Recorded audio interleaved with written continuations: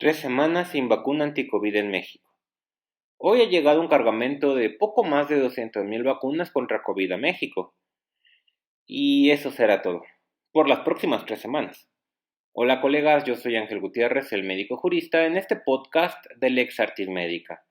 Nos puedes escuchar desde Spotify, Anchor, Google y Apple Podcast, entre otros, y también puedes vernos en YouTube.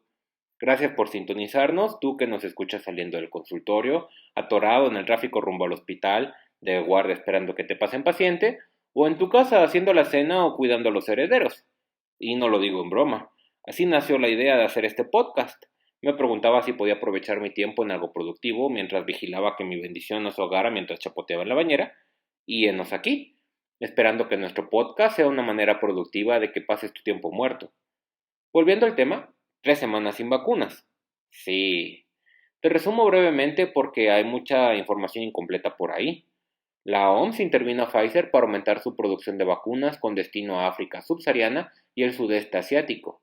De ahí salió la declaración de AMLO de que cederemos dosis de Pfizer a países más pobres. Pues no es cierto. O sea, no dudo que sí lo haya dicho. Hace mucho que no escucho su misa de gallo. Pero nada tiene que ver con México. Pfizer detiene su producción, al menos en la planta de Bélgica. Y eso afecta el suministro no solo de México, sino para otros países en Europa. Y las noticias a secas de que la planta de Bélgica se cierra, de verdad no entiendo por qué dan información a medias. Se cierra para reestructurarla e incrementar su capacidad de producción. Así, espera cumplir lo pactado con México, con Europa y responder a la nueva demanda de África y Asia. En resumen, es un mito que se suspenden las vacunas de México para enviarlas a África. Se detuvo la producción para perfeccionar la producción.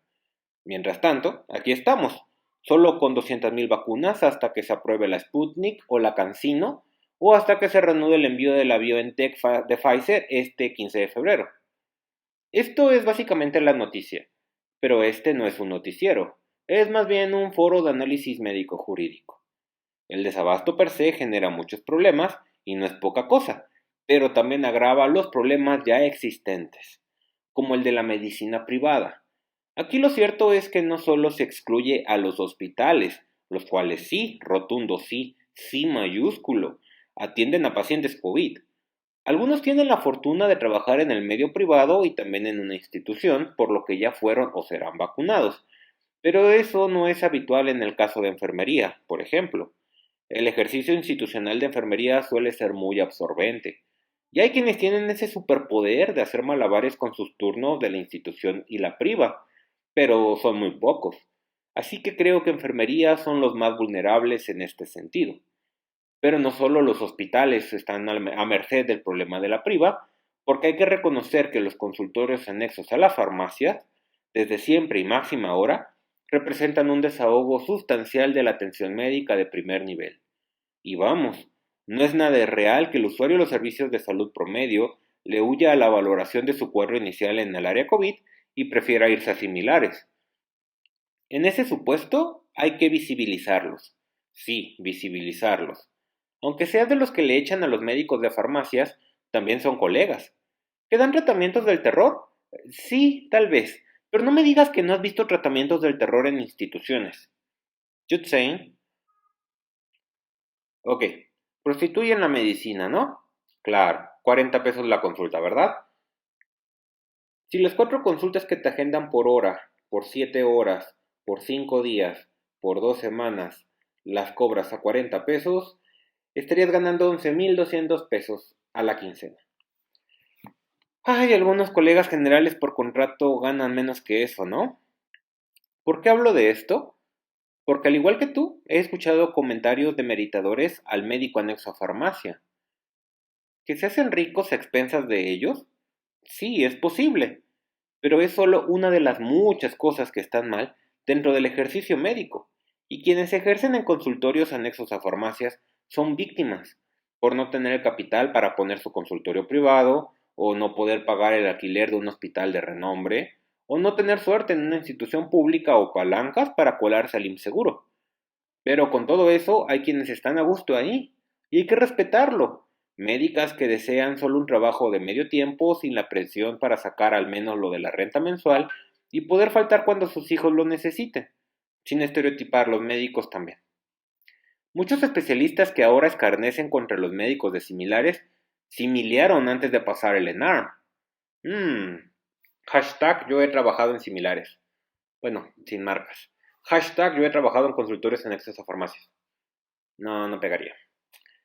Hay en México médicos cuya única fuente de empleo es un consultorio anexo a farmacia, ya sea por necesidad o convicción, y atienden pacientes de COVID como médicos de primer contacto.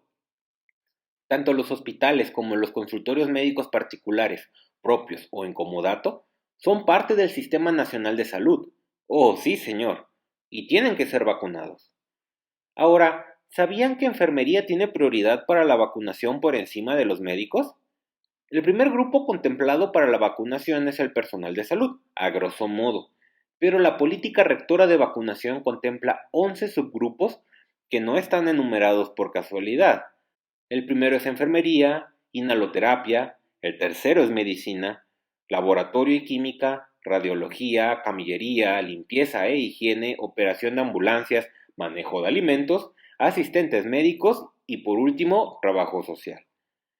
Se vacuna no al personal en área COVID, sino al hospital activo en contacto con COVID. Prueba de ello es que ¿por qué estaría quien maneja alimentos en la lista? Sí, amiguitos, eso incluye al cuerpo becario. Miserables los tienen que vacunar. Por último, la segunda dosis. Este es un tema candente. Me enteré en Twitter de teorías conspirativas de que para la vacuna anti-COVID solo se pondría la primera dosis. Y esas teorías seguramente se dispersaban con fines políticos. Sí, por supuesto que la primera vez que lo escuché me preocupé. ¿Cómo? Pero estereotipándonos como mexicanos, pues nadie leemos las instrucciones y la teoría se disemina. Pues yo no me quise quedar con la duda y consulté la política rectora de vacunación contra COVID-19, donde sí menciona que se pondría la segunda dosis. Bueno, solo faltaba entonces que cumplieran. Así que a mis primeros contactos, de los que me enteré que serían vacunados, les pedí que me avisaran si estaban poniendo los refuerzos, y qué maravilla, que sí, se están poniendo segundas dosis, al menos hasta que se acaben. En febrero plantearemos otra compleja cuestión, mezclar vacunas, pero ya llegaremos a eso. Ahora solo quiero decirte que el amparo procede contra estas causas. ¿Ejerces las ciencias de la salud de forma particular y no te contemplan para la vacunación? Procede el amparo. Dentistas, procede el amparo. A tus compañeros del hospital ya los vacunaron y a ti no porque eres radiólogo, camillero o trabajador social, procede el amparo. Internícolas, ¿no los vacunaron? Procede el amparo. El único requisito es que sean mayores de 16 años. Perdón, niños. Te pusieron la primera dosis y la segunda, ¿no? Procede el amparo. Y más adelante, cuando quieran mezclar vacunas, procederá el amparo. ¿De qué va esto? Aparte de que es un enorme comercial, ahí te dejo mi tarjeta. Lo cierto es que ya se están tramitando amparos para que ciudadanos comunes se vacunen. Antes de que empezara la vacunación, la comunidad jurídica se burlaba de este supuesto. Pero la misma comunidad jurídica se terminó sorprendiendo no ya de los abogados que promovían estos amparos, sino ahora de los jueces que les daban trámite. Ciertamente saltarse la fila por medio del amparo es una cuestión de dudosa ética, pero en los casos específicos que les estoy mencionando no es un abuso, sino el ejercicio de un derecho. Maldita sea, ¿qué tiene que hacer el millennial para que lo vacunen? ¿Volverse siervo de la nación? Hay un subtema muy interesante en el asunto de las segundas dosis. Verán, yo estoy en resguardo domiciliario por APSMA y podría jugar mi carta del amparo, pues porque puedo. Les explico mi razonamiento. Cuando me enteré, ayer, que tendríamos solo 200,000 dosis hoy y ya naranjas hasta el Día del Amor y la Amistad, pues 3 semanas se me hizo mucho, y entonces pensé, derecho, ¿para qué te quiero? Pero luego pensé que no sería ético forzarme la vacuna si puede servirle a alguien que sí está en primera línea. Esto viene porque me encontré una tendencia que se opone a las segundas dosis, y me extraña porque el respetado doctor Alejandro Macías, a quien sigo y admiro, lo promueve. Si no los has escuchado, te explico brevemente, que se sugiere que se vacune masivamente con una sola dosis, considerando que con la primera dosis basta para crear una inmunidad aceptable. Asumo que lo que se pretendería conseguir sería una inmunidad de rebaño rápida, Y eso suena bien, suena lógico. A estas alturas, sin vacunas hasta San Valentín no va a quedar de otra, a menos que más adelante se tenga la opción de ponerle apellido Sputnik a la Pfizer. Como dije, respeto y admiro al doctor Macías. En su momento alguien le preguntó que si se pondría la vacuna y que cuál. Él respondió que cualquiera y en cuanto estuviera disponible. Y eso me animó a no hacerle el feo a la china, a la rusa o a la que me llega a tocar, mientras no se mezclen, porque sí soy muy mala copa cuando se me cruzan los cables.